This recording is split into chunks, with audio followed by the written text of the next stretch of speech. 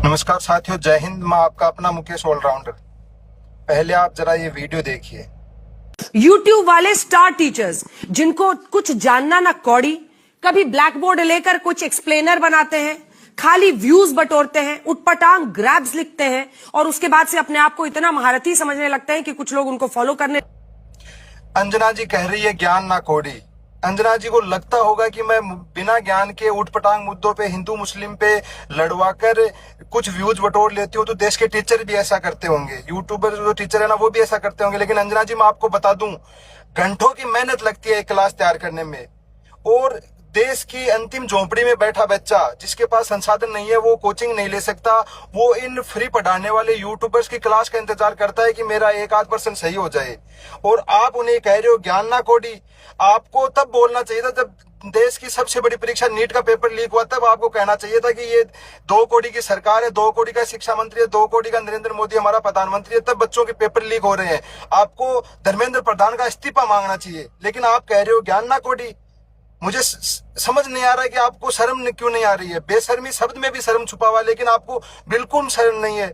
आप ऐसे ही कह रहे हो।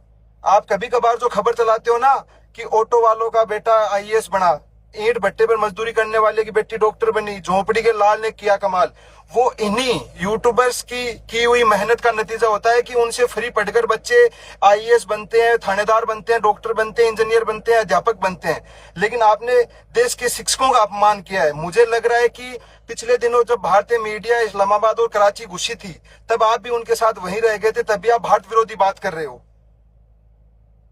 शर्म आनी चाहिए आपको ऐसी बात करते हो हमारी टीचरों के लिए, जो दिन रात मेहनत करके, घंटों मेहनत करके, तुम्हारे सामने तो जो स्क्रीन चलती होती है उसमें आप बोल देते हो और ऐसे समझते हो कि टीचरों को ज्ञान नहीं है। आपको शर्म आनी चाहिए कि आप जब ये कह रहे हो कि मेलोडी होती है वो पार्ले कंपनी की बनी होती है, और आपको आप ये खबर नहीं चलाते हो। आप देश, ये मुद्दा आपके लिए जरूरी नहीं है कि नीट के बच्चों का पेपर लीक हो गया।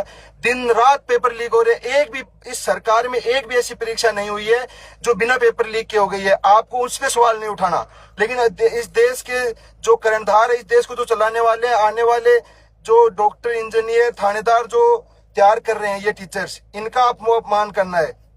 अगर अभी जो जनगणना चल रही है ना अंजना जी, अगर उसमें ये पॉइंट भी हो ना कि देश में दलालों की और चाटुकारों की गिनती भी की जाए, तो पहली गिनती है ना वो अंजना ओम कश्यप के नाम से शुरू होती है। शर्म करनी चाहिए आपको। अभी भी समय है, समझ दो, वरना ये देश का युवा है ना, ये अभी आप बर्दाश्त नहीं करने वाला। कल क्या पता आप कल को ये भी कह दो कि ये बच्चे पढ़ते नहीं है, पढ़ाई नहीं कर रहे हैं, इनको नंबर नहीं आ रहे, तो ये कह रहे हैं पेपर लीक हो रहे हैं। अंजना जी, गरीब परिवार का बच्चा जो 3-4-5 साल तक मेहनत करता है, अपना घर बार छोड़कर पूरा परिवार उस बच्चे के साथ जाता है, कोटा, सीकर, जयपुर, झुंझुनू, दिल्ली, हर तमाम जगह पे पूरा परिवार एक बच्चे के लिए मेहनत करता है। 4-5 साल, लाखों रुपए लगते हैं, तब वो नीट की परीक्षा देने जाता है और उस बच्चे को पता चलता है नीट का पेपर लीक हो गया है। आपको वो मुद्दा नहीं उठाना, आपको तो देश के टीचरों का, यूट्यूबर्स का मुद्दा उठाना है। क्या तकलीफ है आपको? मैं आपसे कहना चाहता हूं कि देश के जो शिक्षक हैं, जो यूट्यूबर्स हैं, आपको उनसे माफी मांगनी चाहिए, वरना आप जो ये ज्ञान ना कौड़ी वाला आपका खुद इंप्लीमेंट करके जो व्यूज बटोर रहे हो ना, वो बहुत मुश्किल हो जाएंगे। धन्यवाद।